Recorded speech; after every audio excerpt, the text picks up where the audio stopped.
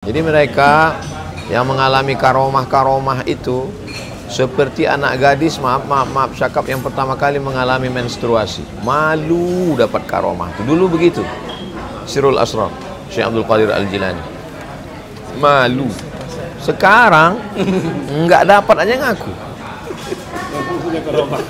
Aku punya ini, punya itu, ketemu ini, ketemu itu. Kita pun nontonnya malu. Dia ceramah waktu itu meyakinkan, kita nontonnya malu. Aduh, orang itu gagal. Assalamualaikum warahmatullahi wabarakatuh. Jangan lupa tonton terus Hi Guys Official, subscribe, like, share, and comment. Berkah selalu. Assalamualaikum warahmatullahi wabarakatuh. Hi Guys Official, mantap. Kan dulu tuh yang Syekh Amin Al-Qurdi. Syekh Amin Al-Qurdi. Jadi kan di kitab itu ternyata menjadi rujukan bagi tarekat Naqsabandiyah. Patokannya kan itu. Kemudian juga dijadikan rujukan untuk tarekat Qadiriyah Naqsabandiyah. Oh, ke situ juga ya? Ke situ juga Pak Kiai, ininya apa rujukannya.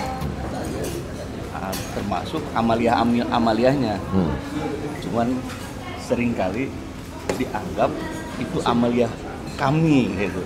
Yang lain nggak boleh, kalau yang lain mau mengamalkan itu harus bersanad dengan kami. Nah, ini problem tarekat ini di situ Pak Kiai.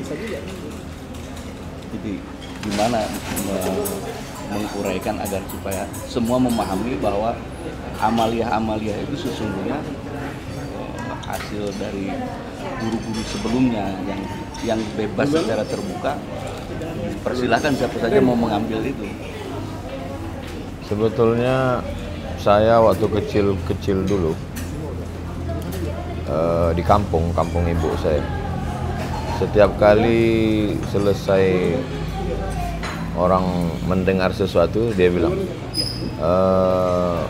ku ambil zikir nih ya ku ijazahkan.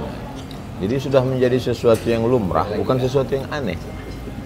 Misalnya nanti kalau kita habis ini, kita baca ini, gitu nanti pas mau bubar, aku ambil zikir nih ya aku ijazahkan. Jadi tidak formal betul bahasa Arab. Ajaztukum jami'a marwiyati wa mu'allafati wa muhadarati. Tidak, jadi udah seperti akad jual beli.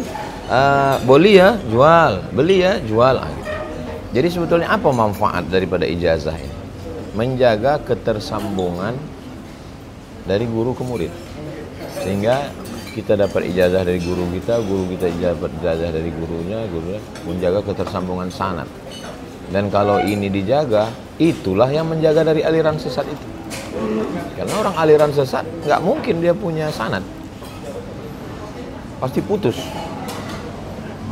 Nah, jadi maksud saya, jangan melihat ijazah ini terlalu baku, kaku, menakutkan. Dan jangan pula terlalu mempermudah ijazah. Ya kalau saya dapat zikir dari kiai, ya saya bilang astajizukum, saya minta ijazah ya, antum bilang ajaztukum. Sehingga nanti kalau saya riwayatkan ke anak saya, ini babah dapat dari mana? Ini dulu dari kiai. Syukur-syukur dapat dituliskan sanadnya sampai ke Nabi sallallahu alaihi wasallam.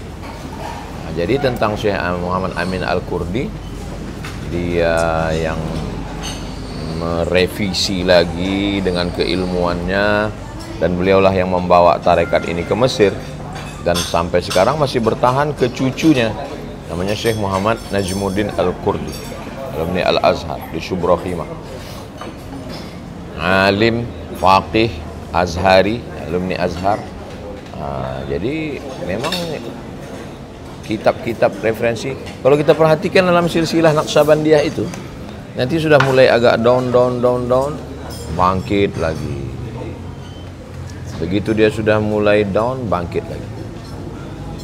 Bangkit puncak pada zaman mutaakhirin, pada Syekh Diyauddin Khalid Al-Qurdi An-Naqsabandi. Maka disebut di ujung namanya itu tarekat Naqsabandiyah Khalidiyah, karena Khalid, harum semerbak. Lalu kemudian turun. Tak lama setelah itu naik lagi Syekh Amin Al-Qurdi, kemudian turun. Ada pasang surutnya.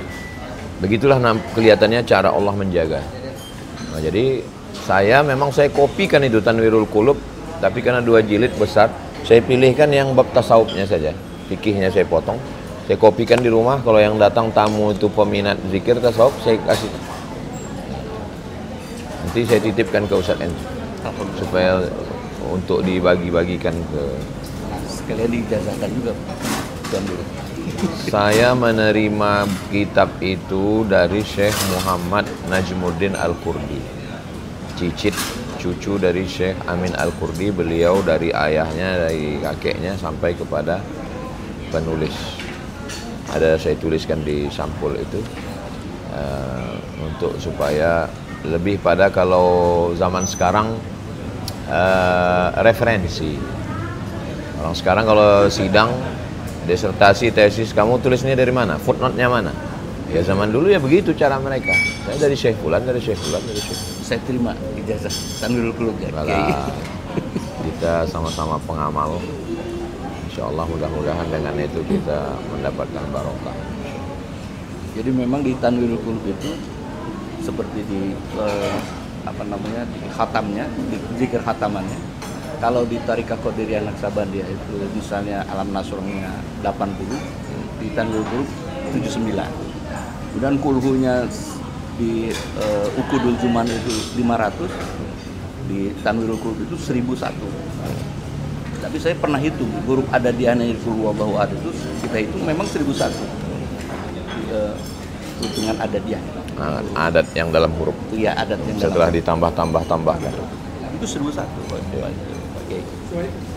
Itu masuk dalam koridor ijtihadi, ilham. Apakah yang model-model begitu bisa diterima?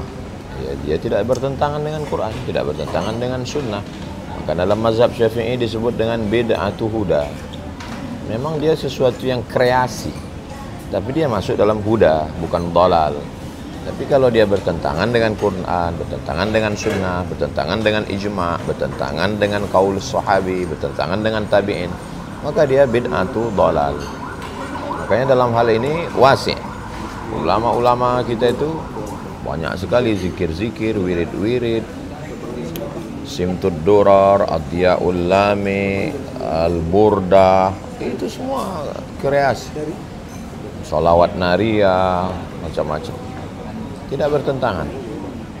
Nah, jadi tentang masalah angka-angka, Abu Hurairah berzikir sebelum tidur malam menyimpul tali 1000 simpul. Jadi mereka mengikat dirinya dengan itu sehingga untuk membiasakan diri berzikir. Yang pada puncaknya dia udah nggak ngitung-ngitung lagi. Mungkin di awalnya disebut nih 1000, 2000, 3000. Tapi udah sampai pada tingkat. Saya waktu ketemu Syekh Muhammad Najmuddin Al-Qurdi, cucu Syekh Amin Al-Qurdi itu di Subro. Herannya saya, mereka di situ nggak ada pakai tasbih. Jadi dalam hati saya terlintas, orang ini kok nggak ngitung ya. Terus dia bilang, kata Syekh, nahnu la nahsub, kami di sini nggak pakai hitung lagi. Saya biarkan dia ngomong, nggak saya potong. Kami ngitungnya pakai hembusan nafas. Jadi nafas itu ditarik, Allah, hembusnya Allah. Kalau lupa ingat lagi, Allah. Oh, baru saya paham. Patut dia nggak pakai tasbih lagi. Jadi dia pakai hembusan nafas. Jadi sehingga dengan setiap hembusan nafas itu kita sadar. Jadi kita lupa, kita tarik lagi. Tarik Allah, hembuskan. Zikir nafas. Siap. Jadi rupanya ya begitulah teknis mereka biar supaya alladzina yadhkuruna Allaha qiyaman wa qu'udan wa 'ala junubihim. Ternyata baru saya nyambung, oh, melalui nafas itu. Dan di toilet nggak putus zikir. Kenapa? Karena nafas nggak putus. Kalau putus nafas di toilet baru putus zikir. Tanpa harus menyebut Allah. Otomatis. Ya. Hanya saja tinggal melazimkannya, memulazamah. Mungkin kita lupa. Jadi kalau itu yang dipakai, kalau standar itu yang dipakai, baru terasa bahwa zikir kita kurang. Tapi kalau kita berzikir, aku udah 1000, aku udah 10.000, kita rasa banyak. Tapi kalau zikir nafas tadi, lupa gitu. Asal lupa, ingat balik. Asal lupa, ingat balik. Pas lagi ngobrol, pas lagi sunyi, sepi, di mobil, di motor, di kapal, di pesawat, ingat balik. Allah, Allah. Dan orang yang terbaring di rumah sakit nggak bisa pegang dulu, nggak bisa. Itulah zikir paling bagus. Zikir nafas. Tanpa harus membuat-buat, maksudnya nafasnya ditarik. Nggak, normal aja macam biasa. Sebelum tidur malam. Tidur kita dalam keadaan kalimat terakhirnya Allah, Allah. Jadi bagi cicit Imam Al-Qurtubi itu hitungan itu sudah nggak ini ya, hitungan hanya jembatan saja untuk membiasakan. Iya, dia cerita begitu. Hitungan itu untuk proses latihan. Tapi dia nggak menyalahkan. Karena yang menghitung itu juga metode. Yang nafas itu juga metode. Kedua-dua metode itu ada dalam Naqsyabandiyah. Terus gimana dengan ada orang belajar tasawuf tuh hanya mengandalkan dia membaca buku tanpa ada panduan dari mursyid atau dari guru dalam memahami buku itu? Boleh? Dokter aja yang ilmu zahir, kalau hanya baca buku, malpraktek, mati orang. Apalagi yang sifatnya batin. Dalam tasawuf itu ada namanya fuyudat, limpahan barokah dari guru. Ada namanya bimbingan guru. Maka guru itu disebut dengan mursyid, yang mengarahkan, yang mendoakan, yang memunajatkan. Jadi kalau tidak berguru, man la syaikha lahu fasyaitanu syaikhuhu. Siapa yang tak berguru, syaitanlah guru. Walaupun buku itu yang kita baca, yang jelas penulis. Buku tidak bisa menjelaskan dirinya. Yang menjelaskan buku itu adalah orang. Itulah guru. Guru itu mendapat dari gurunya. Guru mendapat dari guru. Kalau hanya sekadar berpodok, dulu mengambil ilmu dari buku itu diejek, namanya suhuf. Suhuf, inna hadza la fi suhufil ula, suhuf. Maka orang yang hanya baca dari buku disebut dengan suhufi. Suhufi itu untuk ejekan, untuk mereka yang ngambil buku. Dalam tahammul wal ada ilmu hadis, yang paling tinggi level pengambilan adalah as-sama, mendengar langsung dari buku.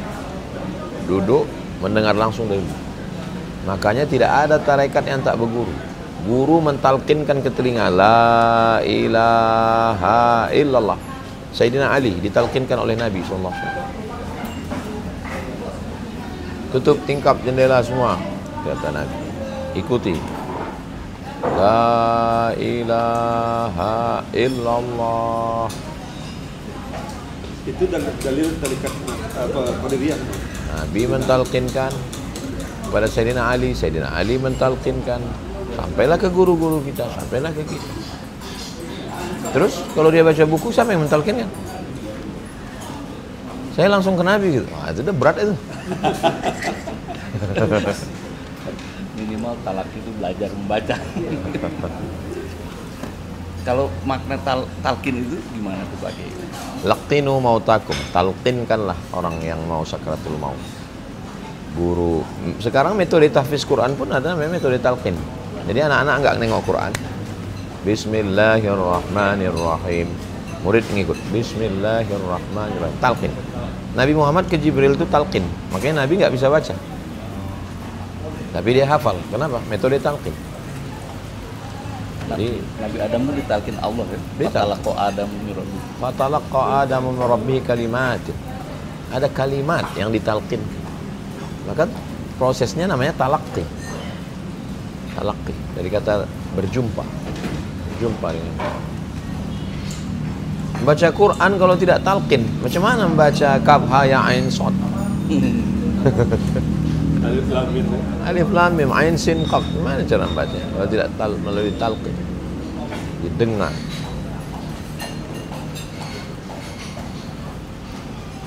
Tapi Pak Kiai, kalau kita kan meyakini orang-orang soleh, orang-orang yang meninggal di jalan Allah tidak mati, bal ahya kan gitu.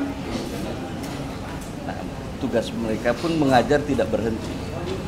Gimana tuh Pak? Waktu Nabi SAW Isra Mi'raj, Nabi melihat Nabi Muhammad melihat Nabi Musa masih sholat di kuburnya. dan Nabi sholat bersama Nabi Ibrahim bersama Nabi Musa. Berarti mereka masih beribadah.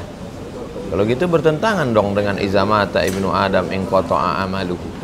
Kata Syekh Yusuf dalam kitab Al-Mawsu'ah Al-Yusufiyah fi Adillatis Sufiyah, yang inqata'a amaluhu itu maksudnya amal taklif.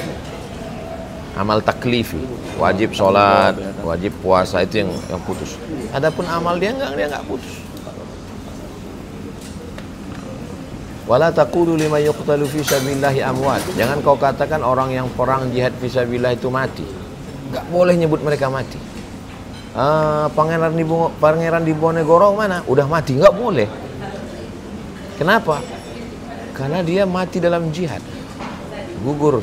Bal ahya, dia masih hidup. Kalau orang yang gugur fisabilillah saja tak boleh dibilang mati, bagaimana dengan Nabi Muhammad yang lebih mulia daripada orang mati syahid? Makanya kalau ada orang mengatakan jangan ziarah ke makam Nabi, Nabi itu udah mati, ini orang super boblok. Nabi punya kehidupan.